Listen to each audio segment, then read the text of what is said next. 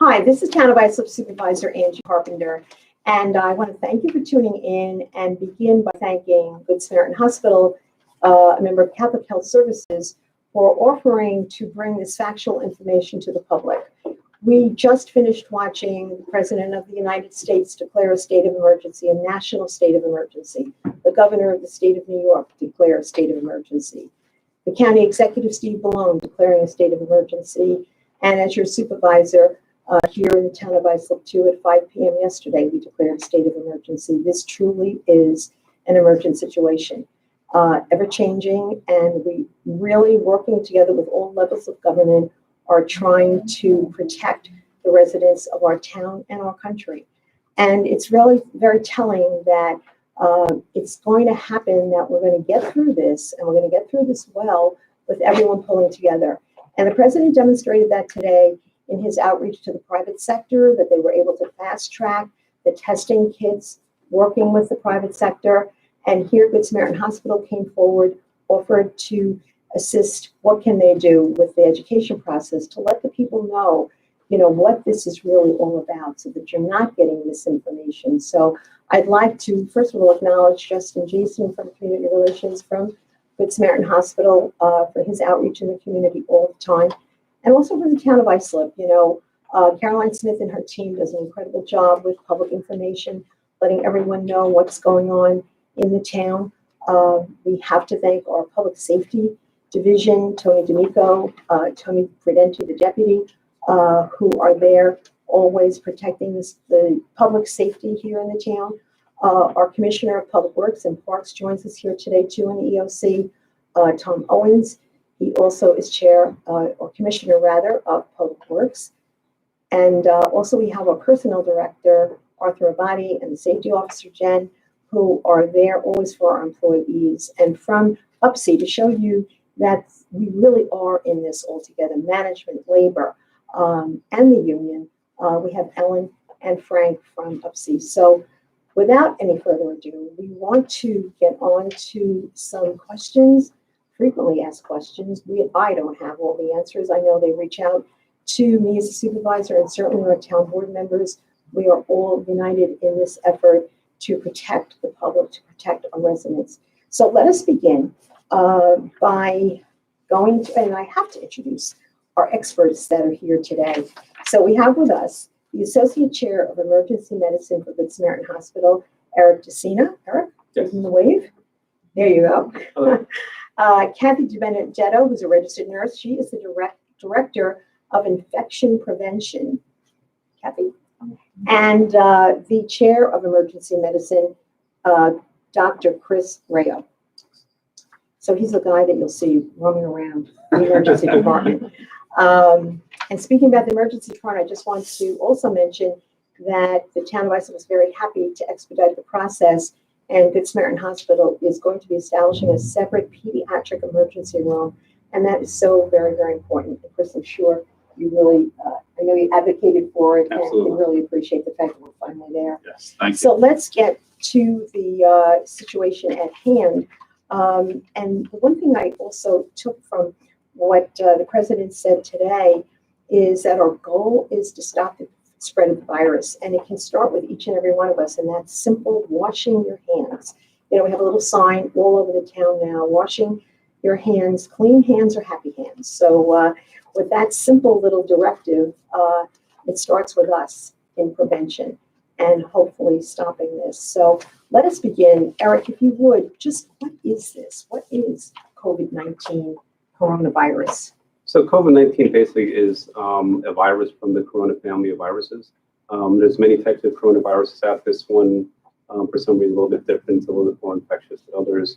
And it's, this, for some reason, this virus is a little bit more infectious than others. I guess that's, yeah. Where did it all start? It started, from what we can see, it started in Wuhan, China, and slowly spread. As we watched the news throughout the last few weeks, we saw it spread to Europe, in the Middle East, and now it's in the U.S., in our local communities. So tell us, how does one get infected? Well, the thought, initially they were able to trace all the cases back to individual persons who started the spread. Now it's in the community, so that's what they call community spread, meaning they're unable to find out where the people are getting it now. It's thought mainly to be spread through respiratory symptoms. For people who are sneezing, people who are coughing, they spray droplets in front of them. And that's thought that if you get exposed to those droplets, that's how you are getting infected. If it gets into your mouth, your nose. The thought is also if the droplets land in certain objects, it may be possible that you pick it up in your hand and touch your face or your mouth or your nose. And it's another way to infect it that way.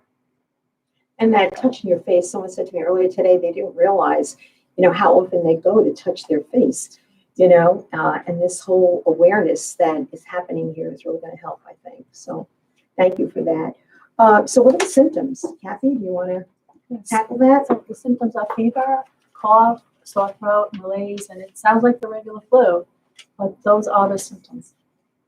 So what is the treatment?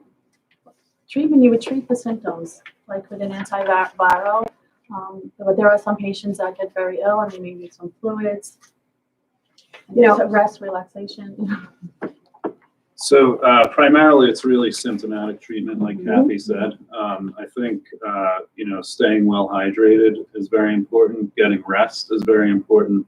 But once somebody has contracted the illness, really it's just going to be, controlling the fever, making sure the individuals are staying hydrated, eating, and it's really all just supportive care at this point. Mm-hmm. So is it dangerous?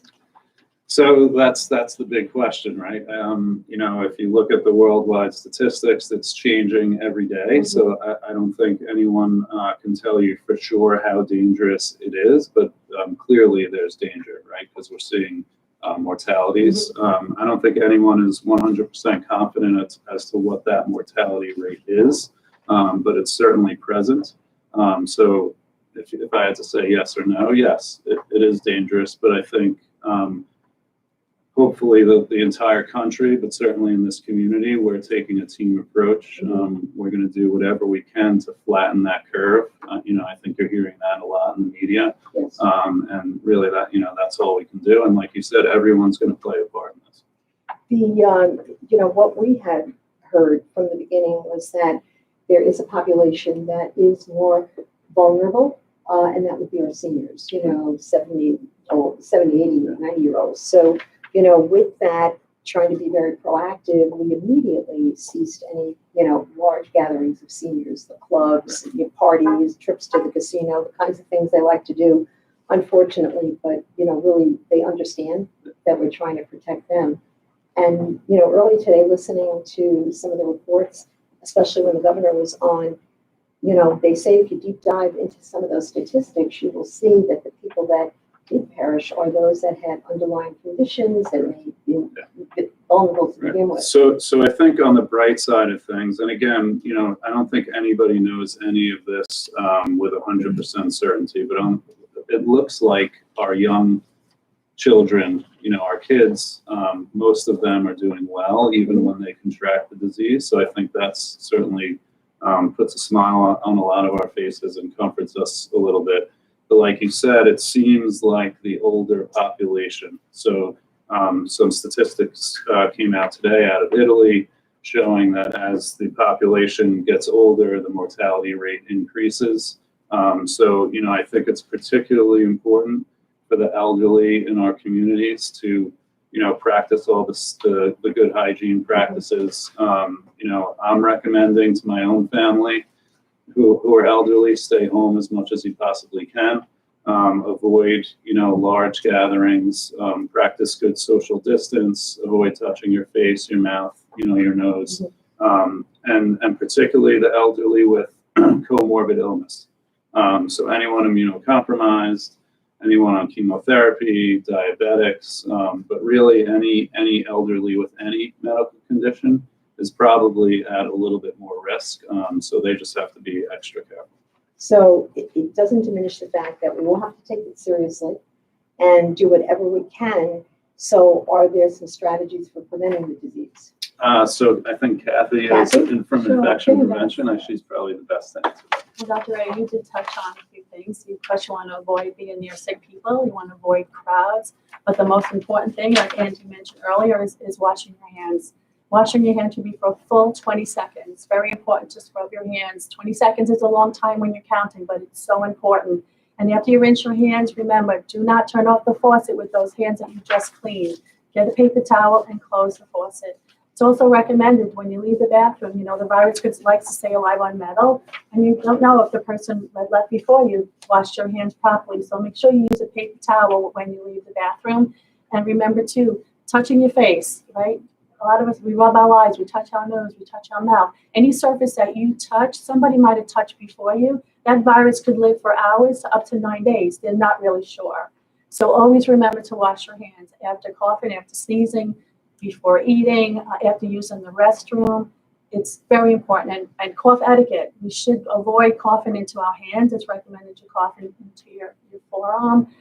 When you're at work, make sure that you have a lot of tissues around, Purell. You can also use the hand sanitizer. It's very effective as well. And it's really going back to the basics and making sure that we do it all the time. This is something that must be practiced all the time, and it's very important. So I just want to add sure. one thing. I think one of the positives that can actually come out of all this is that everyone should practice better hygiene, right? So I think that potentially will help with other illnesses, particularly influenza, which we go through a bad flu season every year.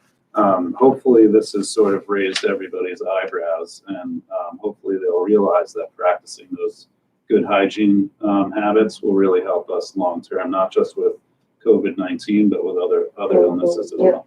You know, it's really, we have an incredible team at the town.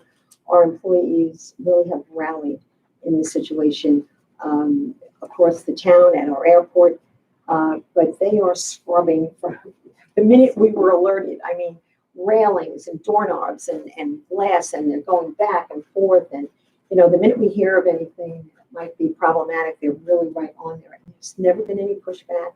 You know, so, and these are some of the things I found myself when I got home thinking, gee, I really should be scrubbing the railings. You know, I didn't think about it.